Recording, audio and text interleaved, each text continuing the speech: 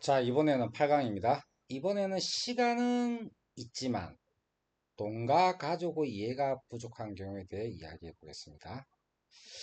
먼저 돈이 없는 경우에 대한 이야기입니다. 돈이 없는 분이라면 시간이 여유가 있을 때 시스템을 구축하는 것이 최선입니다. 이 시스템 구축에 대해서는 제가 가르치고 있지만 참여하지 않는 분들도 있을 테니 그러한 분들을 위해 몇 가지 조언을 드리겠습니다.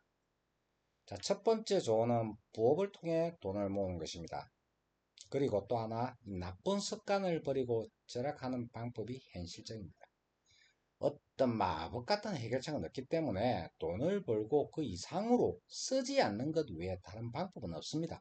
즉, 수입을 늘리거나 지출을 줄이는 것이 전부입니다. 그 외에 다른 시도를 해봐도 소용없습니다. 지금 돈이 없는 상황이라면 이 문제와 진지하게 마주해야 합니다.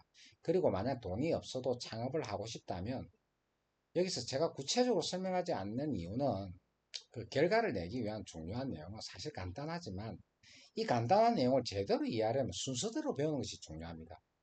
그 비즈니스의 본질을 이해하지 못한 상태에서 단순한 방법만 알려주고 그 중요성을 깨닫지 못할 수 있기 때문입니다.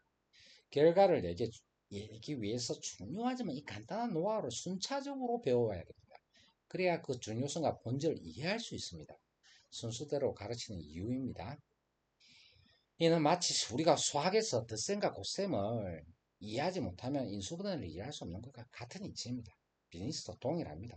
만약 돈이 없다면 먼저 저축을 통해 재정적 안정감을 갖추는 것이 중요합니다.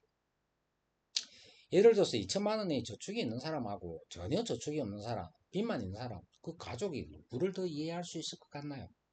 누구를 더 이해하고 지원해 줄 수 있을 것 같나요? 당연히 저쪽에 있는 사람이 더 신뢰받을 가능성이 높습니다. 그리고 빚이 있는 경우에는 그 빚을 우선적으로 갚아야 합니다. 이는 당연한 이야기지만 돈은 비즈니스에서 중요한 도구이자 혈액과 같은 역할을 합니다. 그러므로 돈이 없다면 살아남기 힘든 것 같습니다. 또 문제가 이 가족의 이해 부족인데요. 단순히 재정 문제만이 아닙니다. 신뢰의 문제입니다. 이는 지금까지 생활 방식에 자신을 돌이켜 봐야 됩니다. 라이프 스타일을 바꾸고 가족에게 신뢰를 줄 수 있는 변화가 필요합니다. 그 변화는 구체적인 행동을 통해 이루어져야 합니다. 아무런 변화 없이 그냥 신뢰해달라.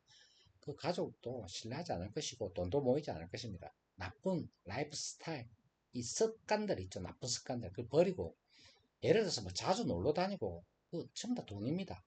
이런 나쁜 습관을 버리는 것이 매우 중요합니다. 이 점을 꼭 기억해 주십시오. 다음 시간에 다른 리소스에 대해서 알아보겠습니다.